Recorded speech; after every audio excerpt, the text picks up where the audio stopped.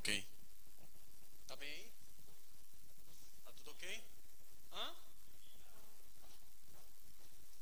Na... Então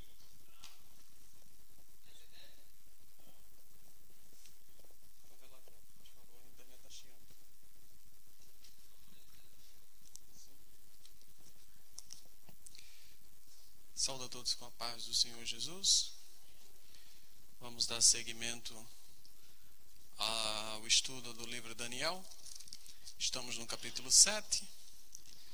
Deixa eu dar um tempo ali enquanto ajeitamos o áudio da internet.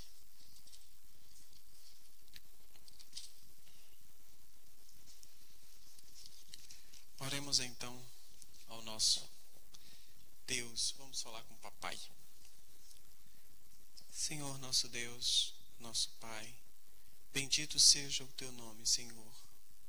Pai, nós clamamos a Ti, Deus, em nome do Senhor Jesus Cristo, para que Tu venhas com a Tua mão poderosa sobre as nossas vidas. Venhas nos dar entendimento, Senhor. Venha nos dar sabedoria, Senhor. Venha abrir o nosso entendimento para podermos descobrir qual seja a agradável e perfeita vontade Tua, Deus, em nossas vidas. Senhor, as coisas que estão ocultas, ó Pai, revela-nos em nome de Jesus. As coisas, ó Deus, que não estão, Pai, diante dos nossos olhos, Senhor, traz à tona, Pai, em nome do Senhor Jesus Cristo, para que possamos enxergar, Deus. Em nome do Senhor Jesus Cristo, fala, Deus, ao nosso coração.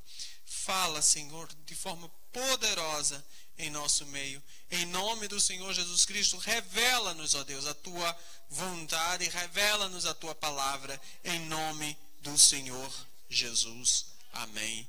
Glórias a Deus. Louvado seja o nome do Senhor Jesus. Nós vamos tentar, então, falar o capítulo 7 e o capítulo 8. Se der tempo, já podemos entrar também.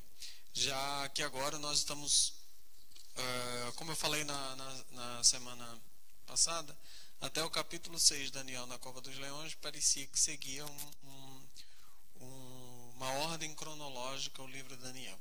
Entretanto, a partir de agora, não segue mais uma ordem cronológica, mas sim, a partir de agora, nós temos, são as visões que Daniel teve ao longo da sua vida. Provavelmente, segundo alguns estudiosos, o capítulo 7, ele teve essa visão 10 anos antes, ou 15 anos, 10 a 11, não, 15 não, 10 a 11 anos antes do capítulo 5, antes de ocorrer o capítulo 5 e o capítulo 6. Então, antes do sonho, né, do banquete do rei Beltesazar, ele teve, antes de Beltesazar ver a mão, ter a visão da mão, ele...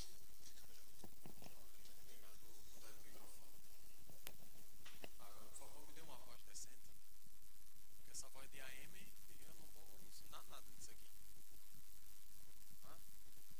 Voz de FM. Atenção, meus queridos amigos. Não dá. Vou narrar jogo aqui. Pronto. No capítulo 7, ele tem essa visão antes do rei Beltesazar ter a sua visão da mão. E ele diz assim: no primeiro ano de Beltesazar, rei da Babilônia, teve Daniel na sua cama um sonho e visões da sua cabeça, e escreveu logo o sonho e relatou a suma das coisas. Versículo 2. Falou Daniel e disse: eu estava olhando na minha visão da noite, e eis que os 4 ventos do céu combatiam no mar grande. 4 animais grandes, diferentes uns dos outros, subiam do mar. O primeiro era como um leão, e tinha asas de águia. E eu olhei até que lhe foram arrancadas as asas, e foi levantado da terra, e posto em pé como um homem, e foi-lhe dado um coração de homem. Continuei olhando, e eis aqui o segundo animal, semelhante a um urso, o qual se levantou de um lado, tendo na boca 3 costelas entre os seus dentes. E foi-lhe dito assim: levanta-te, devora muita carne. Depois disso eu continuei olhando, e eis aqui outro semelhante a um leopardo, e tinha 4 asas de ave nas suas costas.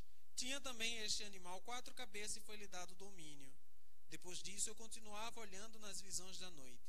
E eis aqui o quarto animal, terrível, espantoso e muito forte, o qual tinha dentes grandes de ferro. Ele devorava e fazia em pedaço e pisava aos pés. O que sobejava era diferente de todos os animais que apareceram antes dele e tinha 10 pontas.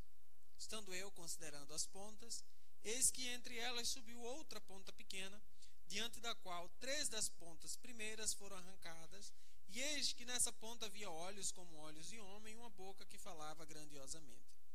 Eu continuei olhando até que foram postos uns tronos, e um ancião de dia se assentou. A sua veste era branca como a neve, e o cabelo da sua cabeça como a limpa lã, e o seu trono chama de fogo, e as rodas dele fogo ardente, e as rodas dele fogo ardente. E um rio de fogo manava e saía de diante dele, milhares e milhares o serviam, e milhões de milhões estavam diante dele. Assentou-se o juízo e abriram-se os livros. Então estive olhando por causa da voz das grandes palavras que provinha da ponta. Estive olhando até que o animal foi morto e o seu corpo desfeito e entregue para ser queimado pelo fogo. E quanto aos outros animais, foi-lhe tirado o domínio. Todavia foi-lhe dado prolongação de vida até certo espaço de tempo. Eu estava olhando nas minhas visões na noite, e eis que vinha nas nuvens do céu como filho do homem. E dirigia-se aos anciãos de dias, e o fizeram chegar até ele. E foi-lhe dado o domínio e a honra, o reino, para que todos os povos, nações e línguas o servissem. E o seu domínio é um domínio eterno, que não passará, e o seu reino, um único que não será destruído. Quanto a mim, Daniel, o meu espírito foi abatido dentro do corpo, e as visões da minha cabeça me espantavam. Cheguei-me a um dos que estavam perto, e pedi-lhe a verdade acerca de tudo isto. E ele me disse e me fez saber a interpretação das coisas. Estes grandes animais, que são quatro reis que se levantarão da terra. Mas os santos do Altíssimo receberão o reino e possuirão o reino para todo sempre e de eternidade em eternidade. Então tive desejo de conhecer a verdade a respeito dos 4 animais, que era diferente de todos os outros, muito terrível, cujos dentes eram de ferro e as suas unhas de metal, que devorava e fazia em pedaços e pisava aos pés os que sobrava. E também das 10 pontas que tinha na cabeça, e da outra que subia diante das quais caíram 3 daquelas pontas. Digo que tinham olhos e uma boca que falava grandiosamente, e cuja aparência era mais firme do que a das suas companheiras. Eu olhava, e eis que essa ponta fazia guerra contra os santos e os vencia. Até que veio o ancião de dias, e foi dado o juízo aos santos do Altíssimo, e chegou o tempo em que os santos possuíram o reino. Disse assim: o quarto animal será o quarto reino da terra, o qual será diferente de todos os reinos, e devorará toda a terra, e pisará os pés, e fará em pedaços.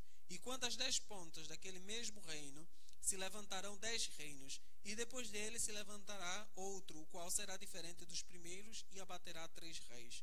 E proferirá palavras contra o Altíssimo, e destruirá os santos do Altíssimo, e cuidará em mudar os tempos, e a lei, e eles serão entregues nas suas mãos, por um tempo e metade de um tempo. Mas o juízo estabelecer-se-á, e eles tirarão o seu domínio para o destruir e para o desfazer até o fim. E o reino e o domínio e a majestade dos reinos debaixo de todo o céu serão dados ao povo dos santos do Altíssimo. O seu reino será um reino eterno, e todos os domínios servirão e lhe obedecerão. Aqui findou a visão quanto a mim, Daniel. Os meus pensamentos muito me espantavam, e mudou-se em mim o meu semblante, mas guardei estas coisas no meu coração. Encerrando aqui o capítulo 7, vamos embora para casa. Tá? A primeira coisa que sempre que eu falo acerca das profecias, nós não podemos interpretar profecias como... Existe um padrão na hora de interpretar a palavra de Deus. E que padrão é esse? É que nós temos que entender as coisas como elas são. Eu não posso entender profecia, eu não posso entender provérbios como se fosse histórico, eu não posso entender histórico como se fosse uma profecia, e eu não posso entender uma profecia como se fosse um provérbio ou qualquer coisa desse tipo. Então, o primeiro padrão de interpretação da palavra de Deus é que nós temos que interpretar a porção do texto com a característica dela própria. E aqui nós temos uma profecia. E nós sabemos que as profecias de Daniel, e Daniel inaugura não, que nós já temos aí Ezequiel com muitas dessas visões, mas ele inaugura a linguagem apocalíptica porque ele tem essa visão mais voltada para o tempo, para os dias de hoje, ou mais voltado para o futuro. É tanto que o próprio anjo diz assim: Daniel, não te compete saber as coisas acerca desta profecia, porque são para muitos dias. Outra coisa importantíssima acerca de profecias, quando Deus dá profecia relacionadas com visão, e principalmente em visão de muitos dias.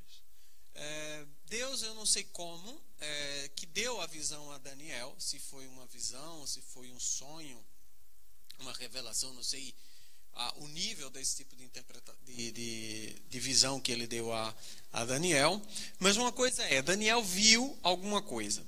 E quando se refere ao futuro,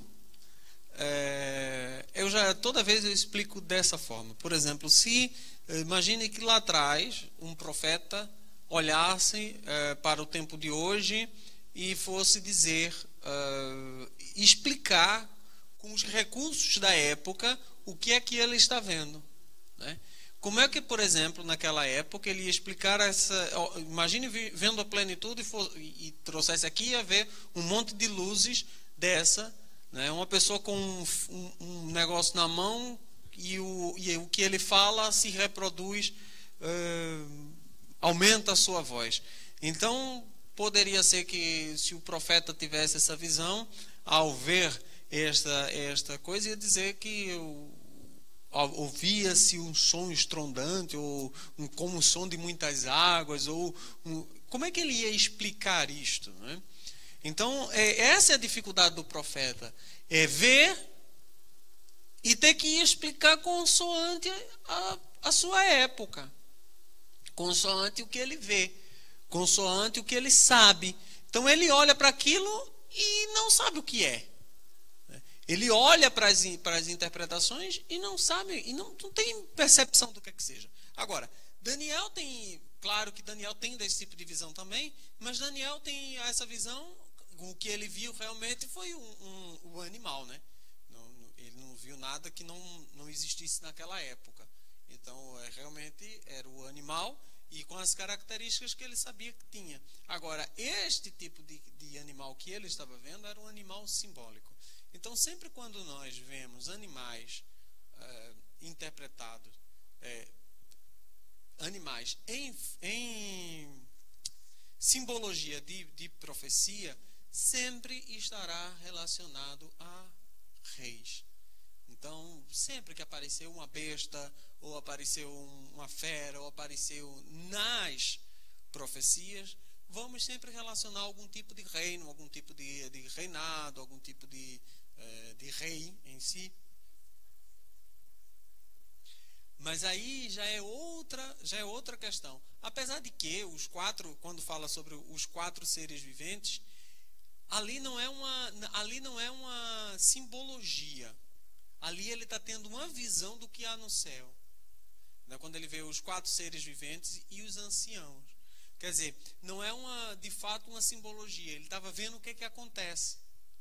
Aí a diferença do livro de Apocalipse de João é que, apesar de João ele é muito...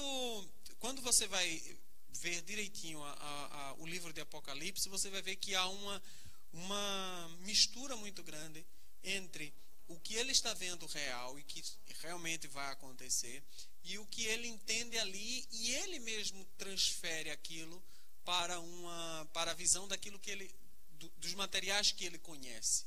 Por exemplo, João não estava vendo se você for ver as características da Nova Jerusalém que João dá, é que ele não consegue descrever. Então parece uma coisa absurda, como é que é um rio de águas vivas. O que é um rio de águas vivas? É um rio que não era uma água normal, né? Então ele imagina um rio de águas vivas. Depois ele diz que a rua é de ouro, mas se você observar, ele diz também que é como, se eu não me engano, é como se fosse um vidro. Então, de cristal, como é que ouro que é maciço, amarelo e brilhante tem a ver com cristal que é translúcido e tal? Então, o João, ele tem a visão, mas na hora de interpretar, ele vai ter que usar aquilo que ele tem, né? Então, é meio complicado as visões de João. E a principal visão dessa questão é que, por exemplo, o que é que ele vê e que verdadeiramente é um sentido, é apenas um fato simbólico, ou que ele está vendo que realmente são seres que lá estão, como, por exemplo, os 24 anciãos, ou os seres viventes, ou os anjos e querubins e serafins, que ele também vê que dia e de noite adora ao Senhor. Então, tem essa mistura. Mas neste caso aqui, que ele está dando ele tem uma visão. Ele não está vendo algo que existe. Ele não está vendo o céu. Ele está tendo uma visão, uma revelação. E aí aparecem esses seres com características próprias para que o próprio Daniel consiga entender do que é que se fala. Então não são características, essas profecias não são características mirabolantes que a gente não possa identificar o que é que seja. Então, e essas profecias, elas fazem uma ligação entre si. Por exemplo, quando nós vamos ver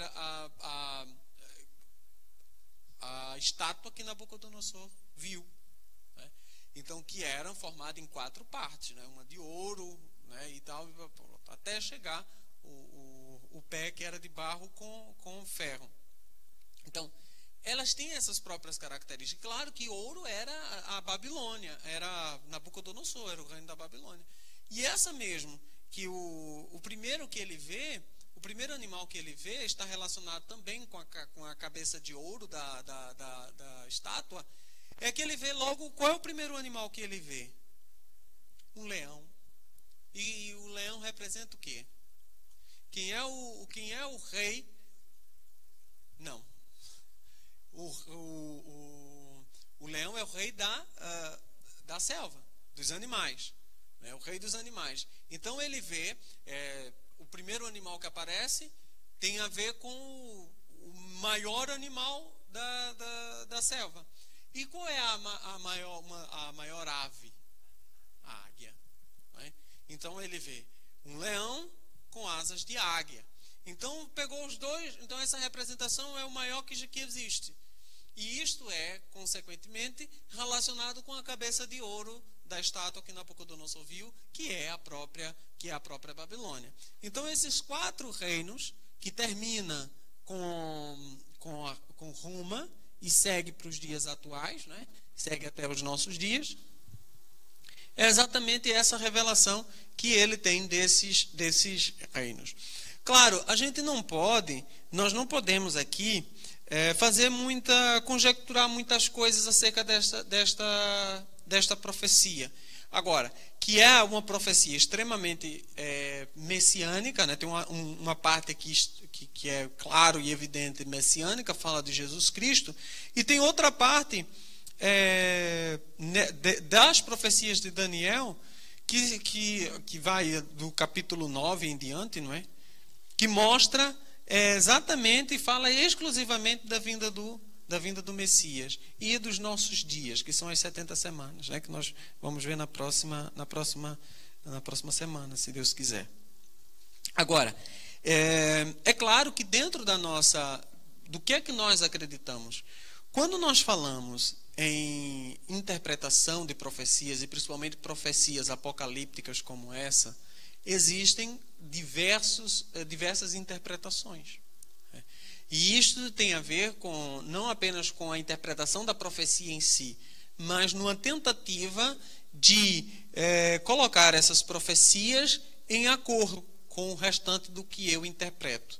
Então, por exemplo, para alguns quer dizer uma coisa, temos a interpretação clássica, a interpretação que nós damos à palavra de Deus é a interpretação dispensacionalista, ou seja, nós acreditamos que o mundo foi dividido em dispensações, e cada uma dessas dispensações tiveram um início e tiveram um fim com um propósito de graça dado por Deus, e nós estamos vivendo aqui na dispensação da graça. Nós estamos vivendo a dispensação da graça. Mas, por exemplo, os calvinistas não são dispensacionalistas. Então, eles não acreditam nessa dispensação. É muito clara as dispensações na Bíblia. O próprio apóstolo Paulo disse que estamos nesse tempo, o tempo dos gentios, ou o tempo da graça, chegando o tempo, a plenitude dos tempos, né? A plenitude dos tempos é esse tempo que Jesus Cristo, iniciado por Jesus Cristo, iniciado na morte de Jesus Cristo, até os dias de hoje, ou até o dia do arrebatamento da igreja, né? Quando inicia uma nova dispensação. Agora, outra questão, outra característica importante das profecias de Daniel é que é engraçado. O capítulo 8, quando fala aqui a visão de um carneiro e de um bode, essa versão, essa profecia faz com que muitos ateólogos, né, não são teólogos, são ateólogos, digam que o livro de Daniel foi escrito posterior ao tempo que verdadeiramente Daniel diz que escreveu. Ou seja, não foi escrito por esse tal de Daniel, foi escrito 200 anos antes de Cristo. Por quê? Porque ele narra com tamanha perfeição a entrada de Antíoco Epifânio em Israel, que foi um dos piores líderes que foi lá e profanou o templo. Agora, aí o que acontece? Ele diz, por causa da total descrição dessa profecia. E a mesma coisa, quando ele fala de Antíoco aqui, ele também fala de Jesus Cristo mais à frente. Claro, não cita os nomes. Mas o capítulo 9 é extremamente à volta de Jesus Cristo, com dias e horas marcadas, né? Outra questão também dessa profecia é que ele inaugura aqui a percepção de tempo que já é falada em Ezequiel, né? Mas totalmente as profecias de Daniel, quando ele diz aqui, um tempo e tempos e metade de um tempo, né? Já vimos na profecia de Ezequiel lá atrás, mas aqui também traz, vimos na profecia dada para o Nabucodonosor, se não me engano, ou foi para o... Nós vimos na semana passada que teve eles falando de tempos e tempos, e aqui, mais uma vez, é da profecia da árvore, que ele diz tempos e tempos, os testemunhas de Jeová entendendo este tempos e tempos e tempos, chegou ao ano de 1914, quando vai fazer essas continhas, porque eles acreditam nisso, naquilo outro, e para que chegasse ao ano de 1914, eles tiveram que colocar toda a história da Bíblia mais para trás do que aquilo que a história verdadeiramente acredita que seja, né? Os fatos históricos datam de uma forma, os testemunhas de Jeová datam de outra forma, com uma diferença de 100 e tal anos. Então é uma cronologia meio estranha. Então quando ele diz aqui, no versículo 26, final do versículo 26, ele diz: eles serão entregues nas suas mãos por um tempo e metade de um tempo. Quantos anos são isso? Quanto tempo é isto? 2 anos e meio. Um tempo é um ano, mais um tempo, um ano e metade de um tempo, meio ano. E aqui a gente sabe que tanto este quanto no livro de Apocalipse, ele trata desse mesmo aspecto, tempo e metade de tempo, como sendo 3 anos e meio.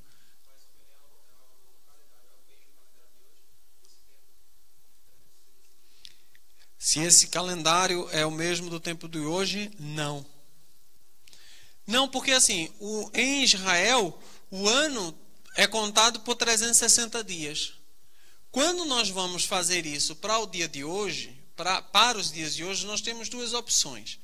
Ou a gente segue o calendário judaico, que ainda é conforme era Nesta época, os judeus ainda seguem o seu calendário com 7.000, já estamos perto dos 7.000 anos, né, se eu não me engano.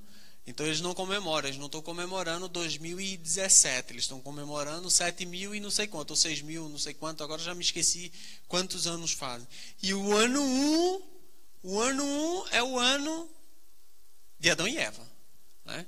Os judeus contam se eles estão em 7.000 anos, não é antes e depois de Cristo, é 7.000 anos depois de Eva e Adão.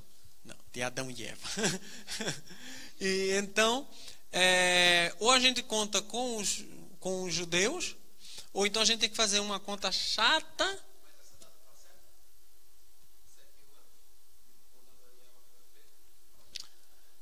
Rapaz, se a conta está certa, eu não sei.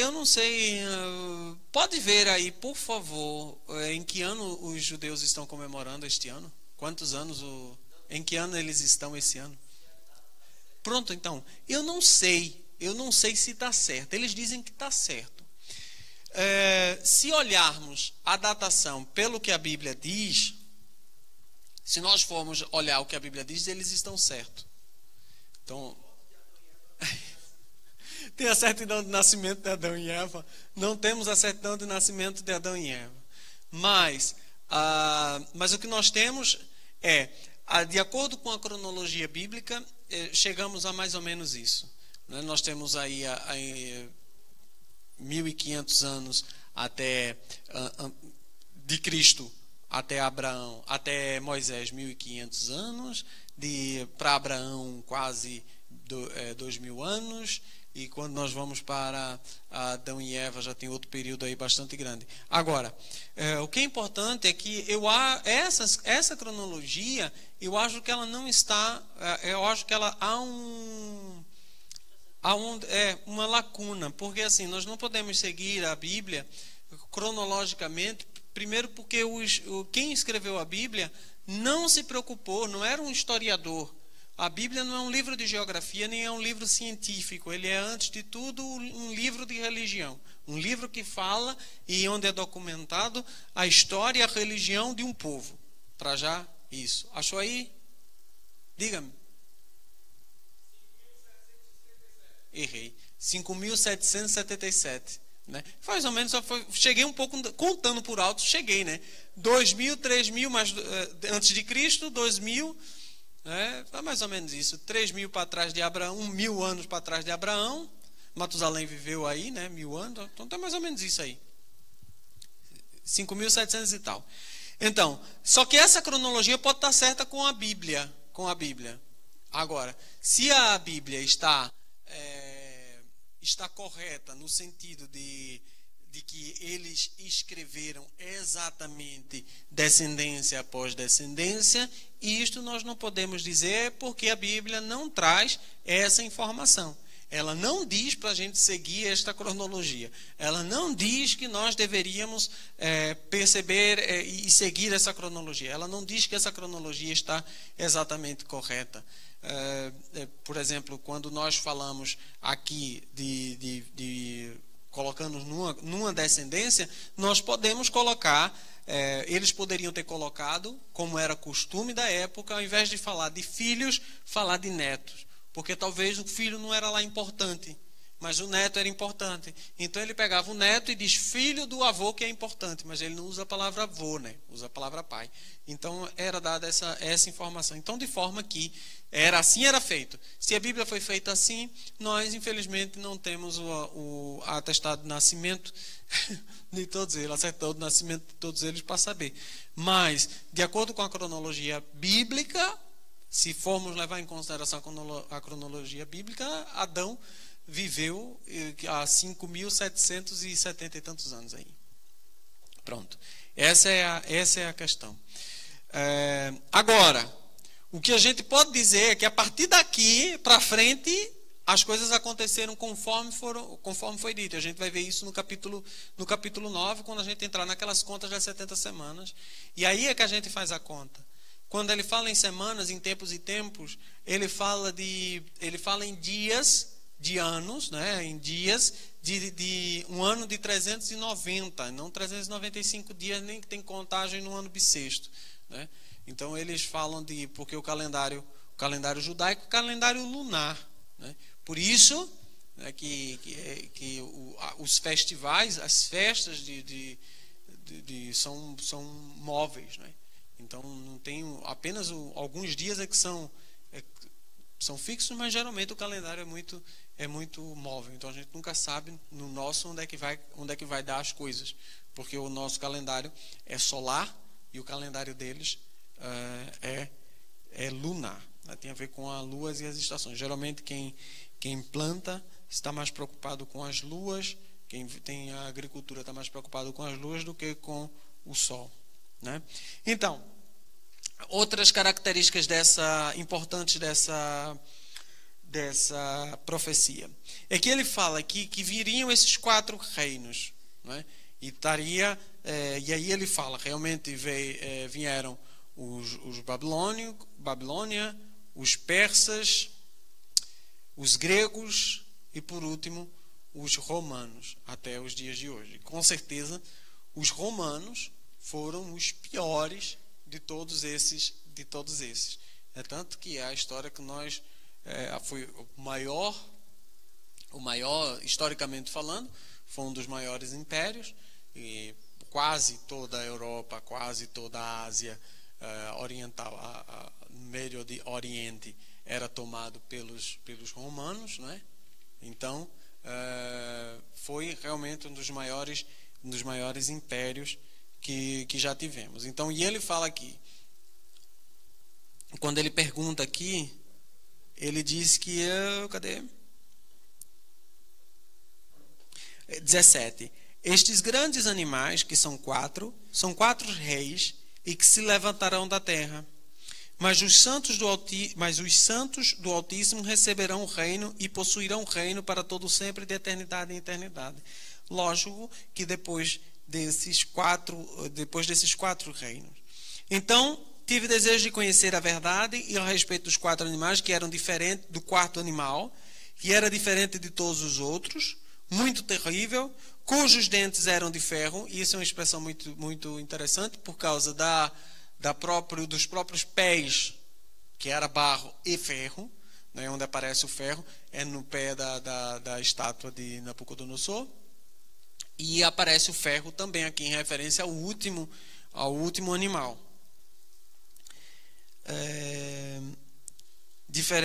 Cujos dentes eram de ferro, e as suas unhas de metal, que devorava, fazia em pedaços e pisava aos pés o que sobrava.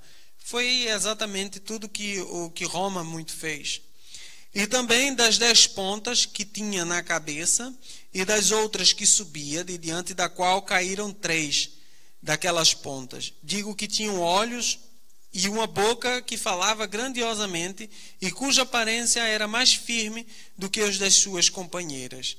Eu olhava, e eis que essas pontas faziam guerra contra os santos e os vencia. Essa questão também é muito interessante de ver, porque ele diz assim, que tinham 10 reinos, 10 pontas, e é interessante nós observarmos que também é uma outra referência das figuras do que se vê, né, das figuras mostradas nas profecias, os símbolos proféticos, a ponta ou o chifre, esses 2 elementos são sinônimos de poder.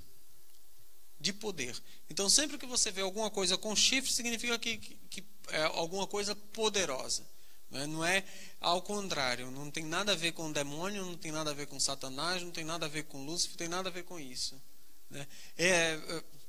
E espiritualmente falando, é até terrível colocar chifre em Satanás, né? Por quê?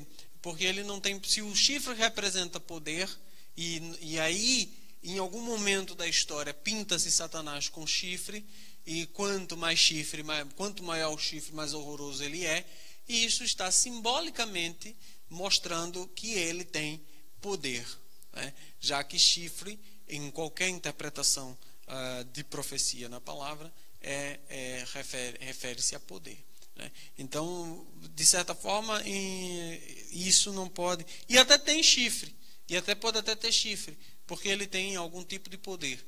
Ele também não é desprovido totalmente de poder, mas certamente não é lá um chifre de qualquer coisa.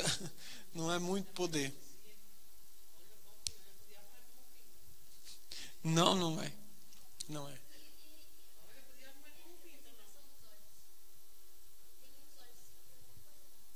Quando tem muitos olhos? Depende, os olhos dependem muito do contexto. Depende muito do contexto. Mas, de certa forma, quando aparece, e aparece lá no Apocalipse também aparece com olhos, com grandes olhos, mas isto está mais relacionado com o poder da visão. E quando está relacionado com Deus, da sua onisciência e da sua onipresença. No caso também é um tipo de poder, porque ele está vendo absolutamente tudo. Então, ter esses olhos, dependendo da relação, dependendo da coisa, ele tem essa visão, ele tem essa representação. E Laura estava falando alguma coisa que eu ia completar, mas eu já esqueci. Fiquei com os olhos. Como pintam. Exatamente, eu ia falar alguma coisa da pintura de Satanás, já esqueci. Pronto, lembrei. Não só o diabo não é como pintam, como na verdade a Bíblia traz duas referências muito interessantes acerca de Satanás. A primeira que ela dá referência é o apóstolo Paulo, quer dizer, já é a segunda porque é no Novo Testamento, é que o apóstolo Paulo, ele diz assim, para termos cuidado, porque até Satanás, está em Gálatas capítulo 8, se não me engano, até Satanás se transfigura em anjo de luz. Então, não importa, se Satanás se transfigura em anjo de luz, temos que ter muito cuidado. Tem que ter muito cuidado. Por quê? Porque eu vi um anjo de luz. Quando eu me converti, naquela loucura dos novos convertidos, e nascido numa igreja neopentecostal, cheio de visões, de profetadas e um monte de coisa, o pastor dizia que quando eu visse um vulto branco era anjo, se eu visse um vulto preto era Satanás. Isso não passa mais de um racismo puro, né? Porque não tem nada a ver, a Bíblia não fala isso de Satanás, ela não diz nada disso. Ele diz, muito pelo contrário, diz que ele se transfigura em anjo de luz. Agora, uma outra referência também de Satanás, e essa que eu acho a mais interessante, que está em Isaías, já não lembro qual é o versículo, que ele diz assim, que naquele dia, quando nós formos olhar aquele que atormenta as nações, nós vamos olhar e vamos dizer, é isso que atormentava as nações. Quer dizer,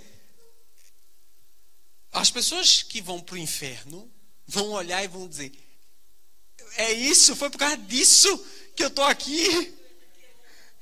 É por isso que eu estou aqui. Foi contra isso que eu não consegui lutar contra os meus pecados.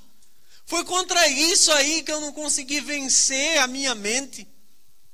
Quer dizer, mostra, ao mesmo tempo que o apóstolo Paulo diz que ele se transfigura, ele não é, mas ele se transfigura, ou seja, ele se faz passar por, toma a forma de, mas quando nós formos ver quem na realidade ele é isso. É isso que atormentava as nações. Não tenho a mínima ideia do que seja, mas de qualquer forma é algo muito insignificante. Hoje, real, é algo muito insignificante. Muito insignificante. O que parece ser muito forte, ou o que mete medo, é a sua transfiguração. Né? E maior do que a transfiguração dele é o quê? O nome de Jesus. Amém? Pronto. Mais alguém? Alguma pergunta? Não, mas o povo gosta de perguntar quando começa as profecias. Nós vamos lá.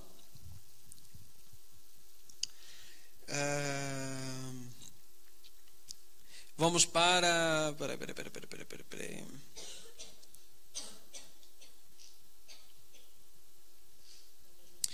E quanto às 10 pontas daquele mesmo reino, se levantarão 10 reis, depois dele se levantará outro, o qual será diferente dos primeiros, e abaterá 3 reis. E proferirá palavras contra o Altíssimo, e destruirá os santos do Altíssimo, e cuidará em mudar os tempos e a lei. E eles serão entregues nas suas mãos por um tempo, e tempos e metade de um tempo. Mas o juízo estabelecer-se-á, e eles tirarão o seu domínio para o destruir e para o desfazer até o fim. E o reino e o domínio e a majestade do reino, debaixo de todo o céu, serão dados ao povo dos santos do Altíssimo, e o seu reino será um reino eterno, e todos os domínios o servirão e lhe obedecerão. Pronto.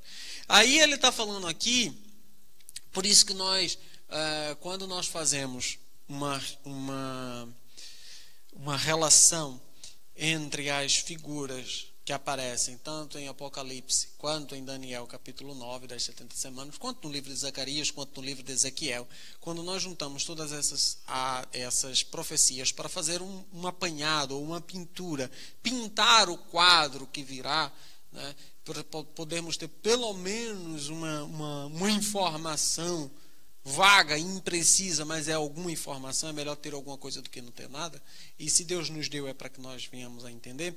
Nós percebemos que existe, que esse último reino, provavelmente que começa com a vinda de Cristo em carne, nos dias da sua carne, com coisa romana, melhor dizendo, com Roma, e perdura, parece que este tipo perdura até o próximo, até o fim. E este perdurar, muitas coisas vêm acontecendo, como por exemplo o levantamento dos 10 reis e tal, e essa coisa toda, né? Desses 10 reinos, depois se levanta um que é maior do que todos eles, e faz coisas abomináveis contra o Altíssimo, e provavelmente nós podemos entender e interpretar nesta profecia uma parte dela, um trecho dela, que venha para os nossos dias, né? E aí nós fazemos referência sempre a esses 10 reinos, a uma união, a tentativa de uma união de reinos, uma união de países que vão dominar, até que dele saia um outro que destrua 3 e tome e domine quase que tudo. É claro que a tentativa mundial tem sido, desde a Segunda Guerra Mundial, é a tentativa de unir o mundo, em estarem reinos juntos. É tanto que a União Europeia é uma dessas, talvez a que deu mais certo, né? Porque na América Latina, coitados, né? Hã? Deu, mas já tem um bom tempo aí caminhando para o que seria verdadeiramente, mas para tudo necessita de um ensaio, né? Para ver o que é que funciona, o que é que não funciona, para que isso possa levantar verdadeiramente esses 10 reinos. Talvez, olha, da União Europeia sobre apenas 10 reinos, não sei, se sobrar, saiam de perto. Do meio levanta-se um e começa a destruir completamente e isso eu já vejo como sendo um princípio lá do fim, né, do levantamento do anticristo e tal, porque ele já faz uma concatenação aqui com o próprio fim, quando ele diz que o reino e o domínio e a majestade do reino debaixo de todos os céus serão dados aos povos dos santos do Altíssimo, e o seu reino será um reino eterno, e todos os domínios servirão e lhe obedecerão.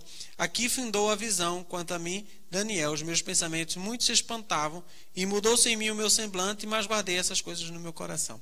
Vamos tentar entrar aqui no capítulo 8. Todo mundo entendeu essa parte aqui, o que se pode entender dela? Então, depois nós vamos juntar esta parte quando chegarmos no capítulo 9, na próxima semana. Aí ele tem aqui no capítulo 8 uma nova visão, a visão de um carneiro. Eu gosto muito dessa visão desse carneiro e desse bode. Por quê? Primeiro porque antes de eu me converter, ou melhor dizendo, na época que eu me converti, foi em 2002, e estava muito forte uma história da humanidade, e este capítulo, Daniel 8, eu acho que eu já falei isso para vocês, se nós lermos esse capítulo 8, nós vamos situar ele na história do nosso tempo também. E isto, mas João Paulo, significa que esta visão do capítulo 8 é este fato que ocorreu no nosso tempo? Não, a verdade não. porque este capítulo 8, ele é exclusivamente, extremamente meticuloso e mostra uma época da história, de que Daniel, ali da história de Jerusalém, de Israel, melhor dizendo, mas que traz para a gente ver como o dinamismo da própria profecia. Algo semelhante aparece para Daniel. Uma visão aparece para Daniel. Agora, parece-me que, por exemplo, agora me surgiu à mente. O que poderia... É uma revelação.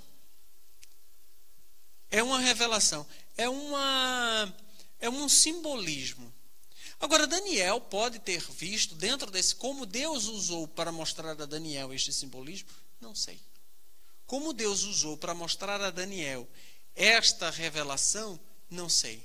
Se Deus inventou, quis, pelo seu poder, mostrar a Daniel essa imagem que aconteceu no futuro, e essa imagem que aconteceu no futuro fosse uma sombra do que já ia acontecer lá, fosse uma representação simbólica daquilo que apresenta. Não sei, Deus é Deus, Ele pode fazer o que Ele quer, mas vamos ler aqui no capítulo 8 e eu já explico qual é essa questão.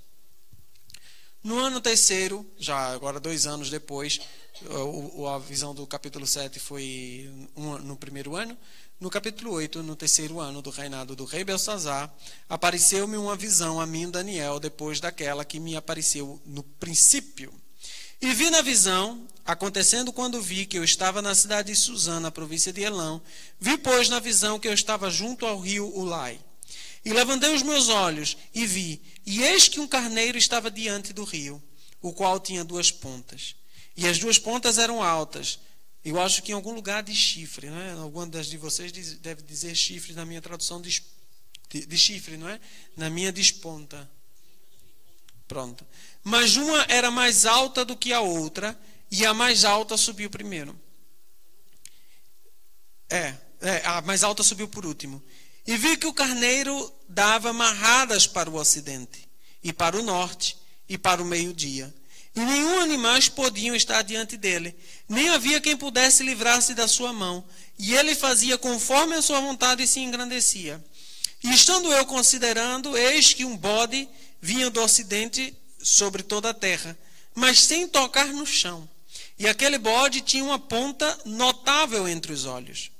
Dirigiu-se ao carneiro, que tinha as 2 pontas, a qual eu tinha visto diante do rio, e correu contra ele com todo o ímpeto da sua força.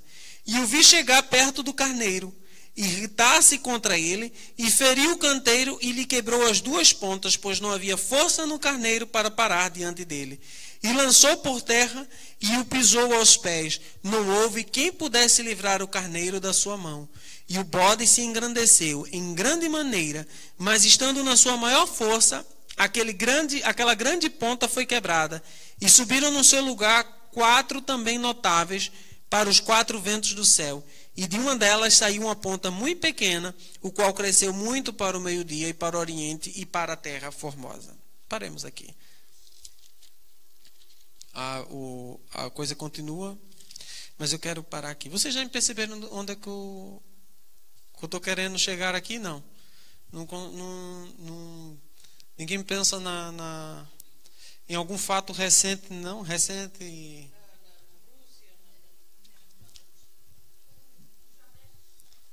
Já falei isso. Exatamente. As Torres Gêmeas. Isso aconteceu em 2001, não é? 2001. Eu me converti em 2002. Então, quando eu li quando eu me converti, eu já gostei de ler Daniel. já gostei de ler Daniel. Então, as pessoas achavam... É claro que muitas das referências aqui não tem quase nada... algumas aqui fogem completamente daquilo que estava vendo. Mas observe. Aquela introdução, onde eu falei que eles viam e tinham que dizer alguma coisa acerca do que viam, né?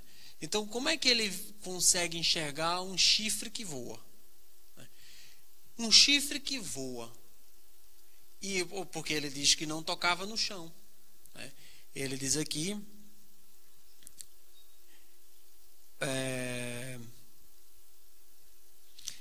Estando eu, versículo 5, considerando, eis que um bode vinha do ocidente sobre toda a terra, mas sem tocar no chão. Mas sem tocar no chão. E aquele bode tinha uma ponta notável entre os olhos. Não, se ele viu onde ficam os pilotos, né?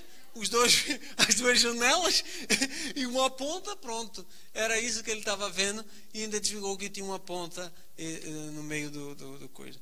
O que Daniel viu? Se Daniel chegou a ver isto, não sei. Claro, né? Provavelmente tem muitas outras características aqui que não se assemelham. Mas que é interessante a gente observar que porque lê de novo, eu vou ler novamente e você imagina as torres gêmeas.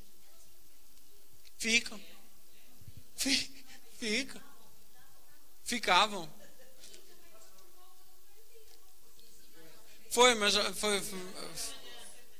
Foi de manhã, teve um.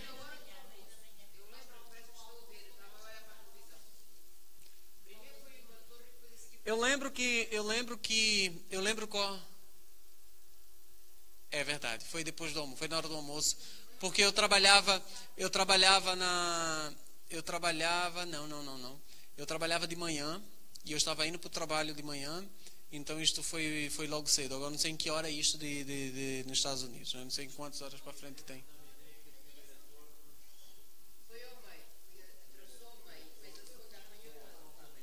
Eu acho que eu estou em torno desse horário. Foi. Então. Mas, vamos lá, seguindo adiante, o que importa. Vamos lá, vamos tentar ler. Apesar de que existem as teorias da conspiração, né? Disseram que não aconteceu esse acidente. Não. Foi uma visão. As torres gêmeas. Existe uma teoria que diz que aquilo foi montado, inventado e foi uma visão. Não, a torre explodiu. A torre explodiu. Aí diz que não foi ataque. Aquela teoria da conspiração, como é que chama, meu Deus do céu? Os crentes gostam muito disso. Os Illuminatis, os crentes gostam dos Illuminatis. É uma coisa, crente Illuminati parece que corre do Illuminati. Não corre de Satanás nem do pecado, mas dos Illuminati estão tudo correndo. Mensagens subliminares. Não consegue ver o pecado escondido, mas a mensagem subliminar está vendo tudo. O pecado na cara não vê, mas as mensagens escondidas estão tudo correndo atrás. Enfim, mas disseram que tinha sido... Fale.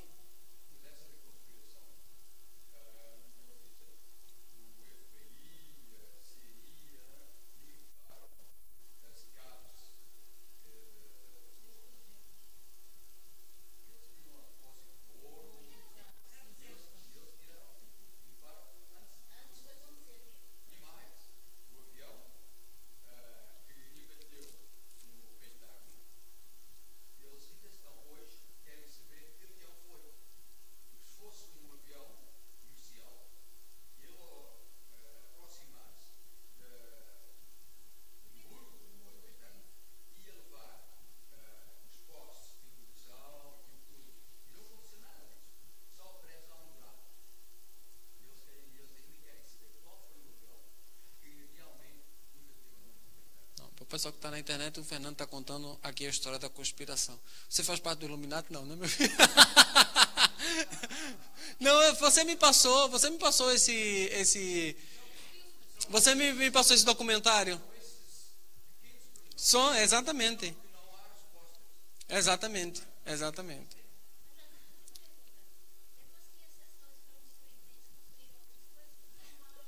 Tem um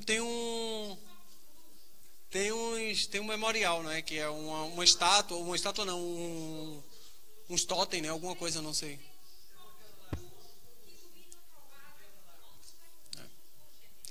Pronto. Aí ele diz, mas observa que ele diz aqui, ó. E vi na visão, levantei os meus olhos, versículo 3, e vi, eis que um carneiro estava diante do rio, qual tinha 2 pontas, e as 2 pontas eram altas, mas uma era mais alta do que a outra. E a mais alta subiu primeiro. Vamos pesquisar quem foi que subiu primeiro. Aí ele viu que o carneiro dava amarradas, né, para o ocidente e para o norte, e para o meio-dia. E nenhum dos animais podiam estar diante dele, nem havia quem pudesse livrar-se da sua mão, e ele fazia conforme a sua vontade e se engrandecia. Ou seja, era o que os Estados Unidos estavam fazendo na altura, né?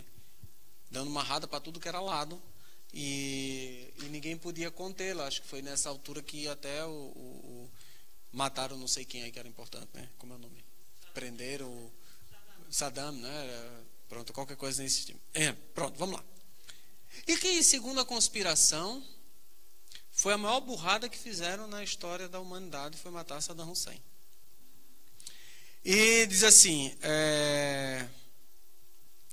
e estando eu considerando, eis que um bode vinha do ocidente sobre toda a terra, mas sem tocar no chão.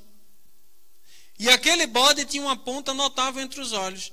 Dirigiu-se ao carneiro, que tinha as duas pontas, a qual eu tinha visto diante do rio, e correu contra ela com todo o ímpeto da sua força. E o vi chegar perto do carneiro, irritando-se contra ele, e feriu o carneiro e lhe quebrou as duas pontas, pois não havia força no carneiro, não pôde fazer nada, para parar diante dele, e o lançou por terra e o pisou aos pés. Não houve quem pudesse livrar o carneiro da sua mão, realmente. E o bode se engrandeceu, a partir desse momento, em grande maneira, mas estando na sua maior força, aquela grande ponta foi quebrada, e subiram no seu lugar 4 também notáveis para os 4 ventos do céu. E de uma delas saiu uma ponta muito pequena, a qual cresceu muito para o meio-dia e para o oriente e para a terra formosa. Pronto, claro que aqui não está falando dos Estados Unidos, claro, eu estou apenas mostrando como é realmente semelhante essa história. Quando chegar lá no céu, eu pergunto ao Senhor, aquela visão que tu desse a Daniel era o quê? Né? Para a gente poder saber, para poder saber. Mas é interessante esse tipo de comparação, que a gente fazer esse tipo de comparação para a gente poder perceber mais ou menos do que é que se trata. Só que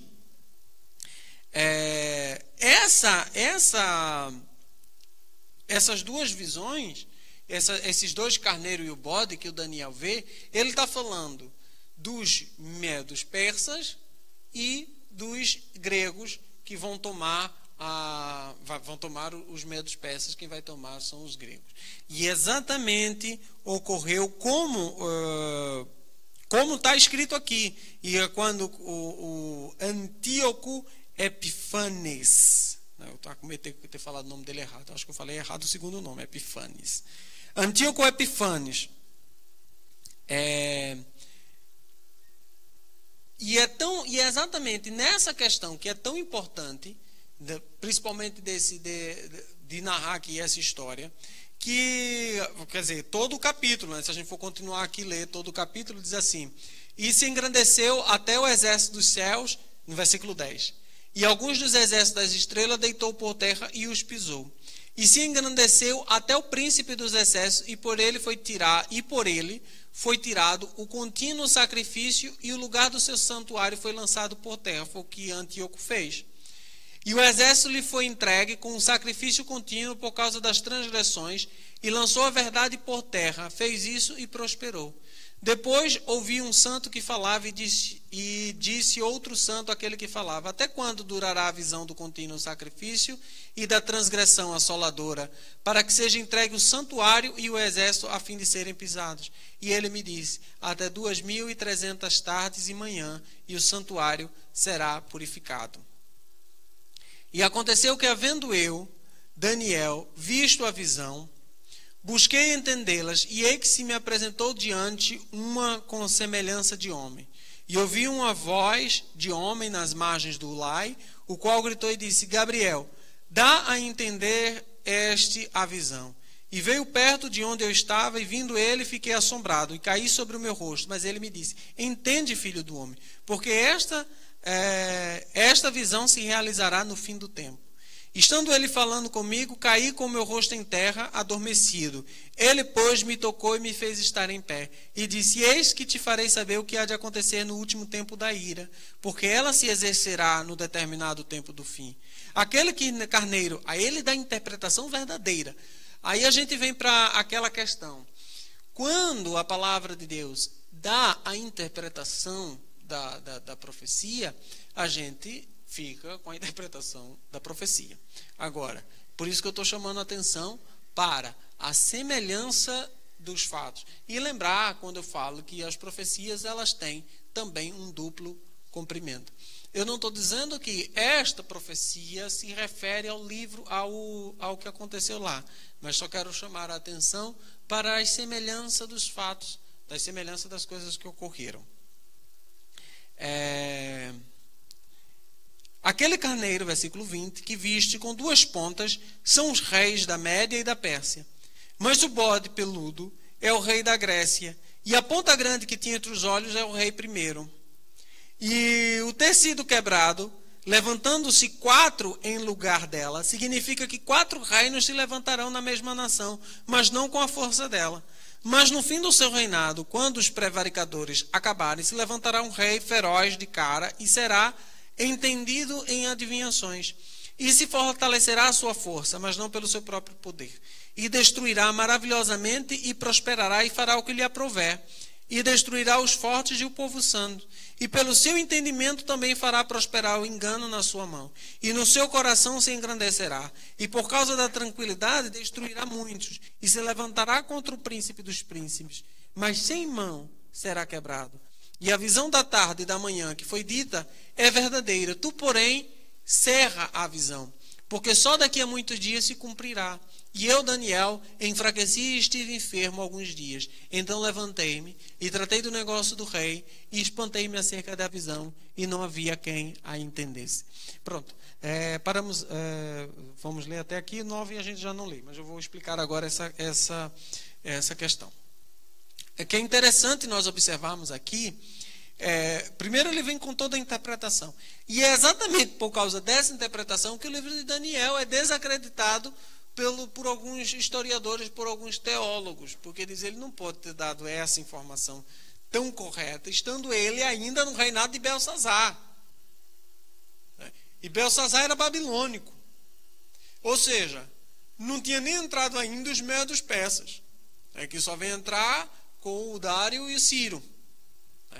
Então, ele fala antes de Dário e Ciro, já fala nos medos persas. Ou seja, ele está prevendo o fim dos medos persas, porque entra aqui os gregos, quando eles ainda nem chegavam, ainda estavam sobre os babilônicos. O mundo ainda estava sendo dominado pelos babilônicos, ainda estava lá no fim. Então, na descendência ainda de Nabucodonosor. Então, quando ele tem essa visão do fim de um reino que ainda nem começou, e aí eles dizem, não, por causa desse capítulo 8, Daniel não é um livro escrito foi escrito posteriormente. Então, essa é uma das características dos ateus, porque isso não é teólogo, isto é ateu, é de enquadrarem os livros escritos, os livros sagrados, a tempo posteriores da sua profecia. Como é que eu vou... Aí a gente diz assim, mas então, e como é que essa profecia aconteceu? Aí eles vão dizer, porque este livro foi acrescentado esta parte ao livro de Daniel, ou foi escrito posteriormente, ou para fazer desacreditar. Só que aí eles entram com um pequeno problema, porque quando Jesus Cristo cita Daniel, como está escrito no livro do profeta Daniel, significa que Daniel foi antes de Jesus Cristo. E como é que Daniel, sendo antes de Jesus Cristo, o próprio Jesus Cristo cita o seu livro, ele cita Jesus Cristo dizendo exatamente como o tempo em que haveria de vir a primeira vinda de Jesus Cristo. Claro que a segunda vinda de Jesus Cristo, diz a palavra de Deus, ninguém sabe, ninguém faça conta, porque não está escondido, ninguém não sabe qual é a segunda vinda de Cristo. Mas não existe nada na palavra de Deus referente à primeira vinda dele. Ninguém disse não conte a primeira vinda dele, ninguém disse não espere a primeira vinda dele, ninguém disse nada. E então o próprio Deus dá exatamente o ano em que Jesus Cristo viria. Quando a gente faz a conta que vai ter aqui no livro de Daniel capítulo 9, sabemos exatamente qual é o número 0, qual é aquela conta que eu faço com vocês no livro de Apocalipse, que provavelmente não farei na próxima semana, mas chega ao ano 0, o ano de Jesus. E exatamente Exatamente. A partir disso, o máximo que aí nós já não conseguimos contar. Por quê? Porque o próprio livro de Daniel diz que haverá um tempo, né? A última semana não se cumprirá ainda, porque vai haver um intervalo ali, e esse intervalo é exatamente o tempo em que nós não sabemos. Mas o livro dizia isso, olha, 500 anos antes de Cristo, dizia que haveria, Jesus Cristo viria, e que haveria um intervalo entre a 69ª e a 70ª semana, e que fica faltando aí ao cumprimento da última semana de Daniel, e que nós não sabemos quando é que ela inicia.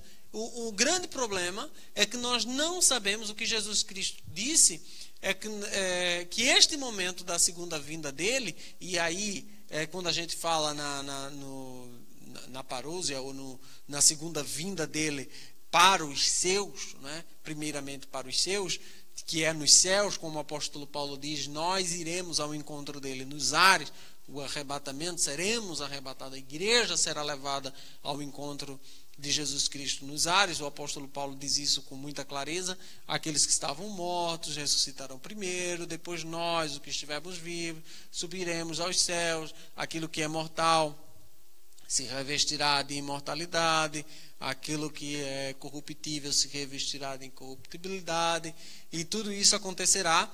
Então nós nos encontraremos com ele nos ares. Esta é a segunda vinda de Jesus Cristo, né?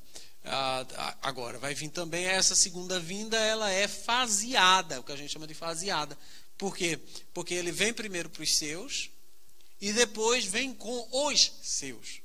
Ele está vindo, no meio do caminho ele fica, basicamente isso, né, de uma forma bem didática. Ele está vindo, mas fica no meio do caminho, nos ares, tem as bodas do cordeiro e volta. E continua vindo, né? Então são duas fases aí dessa, apesar de que os calvinistas, os predestinados, não acreditam, né, na dispensação, no dispensacionalismo, e por conseguinte também não acredita nessa interpretação. Agora, o que é mais importante nós observarmos aqui é que esta profecia de Daniel se cumpriu exatamente. O livro de Daniel tem essa característica que é fantástica, que é o cumprimento exato, com datas, só faltou dar as horas, com datas certas, com revelações corretas e datas certas, e sem deixar muita coisa aberta. Geralmente as outras profecias, a gente sabe que se cumpriu, mas ele deixa uma lacuna, às vezes deixa uma incógnita, uma dúvida sobre como, quando e porquê. Daniel, ele tem a visão e pede imediatamente, é esse que é importante, pede imediatamente a revelação, e a revelação vem imediatamente. Quando ele diz, olha, vai ser o rei da Grécia, e o que vai vir depois é no rei não sei das quantas, e depois não sei das quantas. Então, isso que permite que a gente, lendo o livro de Daniel, a gente pincele um fim, acerca do fim, de uma forma maravilhosa. E no próximo semana, no capítulo 9, nós vamos ler exatamente e ver como é que Daniel teve essa visão, viu, e nós vamos juntar com algumas questões que João também vê lá no Apocalipse, que Ezequiel também viu, para que a gente possa pintar entender mais ou menos o que é que Daniel está entendendo, está vendo, ok? Pronto, vamos ficar de pé e vamos orar. Alguém tem alguma pergunta a fazer? Não? Fale agora, ó cálice para sempre.